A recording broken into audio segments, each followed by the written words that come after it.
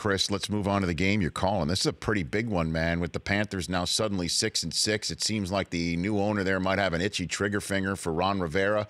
And with the way that Mayfield and the Browns have been playing now 2-2 under Greg Williams, this could be a potential type, I mean, a Mike McCarthy game. I'm not saying they're going to bounce him right in the middle of the season, but this would be, this has all the makings of the Browns making life very difficult for Carolina. How do you see it that you're calling this game? Well, first of all, when you're talking about Cleveland, Richie, you've been watching them, and yes, it's equated to wins and everything, but man, they got a good roster.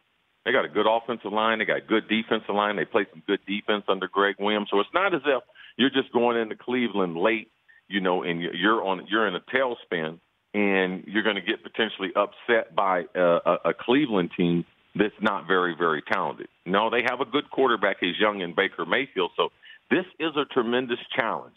And when you have a new owner, you like to be able to sit around and be like, okay, what's going to be his style? Now, the owner there, he did come from the Pittsburgh Steelers, but that don't mean he's going to be as patient as the Steelers nation has been. It'd be hard for any organization to be as patient, as great, and supportive as they have. So it's something to watch. Behind the scenes, Ron Rivera, is it fair? He got a new owner. But the last 3 years, he's had a new defensive coordinator, Sean McDermott, now coaching in Buffalo. Last year's defensive coordinator coaching in Arizona. So him taking over the defense from Eric Washington, how they finish these last 4 games, I believe it could tilt the scale not only to Ron Rivera, but ultimately is Cam Newton the quarterback in Carolina? I believe those are 2 questions that Carolina winning games will help them and to be able to help get answers or get those things resolved. Well, and as you know, quarterback-driven league. You just talked about Cam and your one of your old teams, the Minnesota Vikings. A dreadful day in Foxborough, which happens to a lot of people for Kirk Cousins. But this is his first foray of his guaranteed contract. Now he goes to Seattle. Do you think he's got what it takes for the Vikings to get to where they want to go, Cris? Yeah, Rich, I like Kirk Cousins. I think Kirk is a really good quarterback. I think his arm is really underrated, the tough throws that he can make.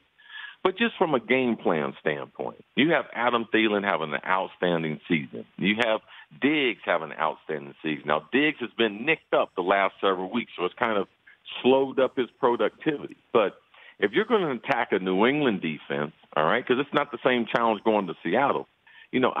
I know we say all these young coordinators, they're exciting and everything, but I was a little disappointed in DeFilippo because I thought you underutilized the tight end all season, all right? Dalvin Cook is underutilized. Now, he hadn't been healthy, but going there, you have to utilize those 2 positions. New England is not going to let a wide receiver beat them.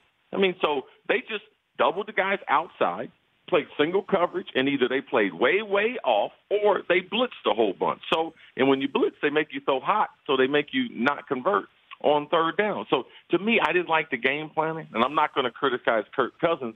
When you don't use your tight ends, you don't use your running backs the right way, I'm looking at other things there in Minnesota to be able to help support Kirk. If Dalvin Cook's healthy and that offensive line is good, they should be a very, very explosive offense. But I'm still a little concerned of how they're packaging their talent and how they're presenting it on a weekly basis. The Rich Eisen Show, weekdays at noon Eastern on Audience.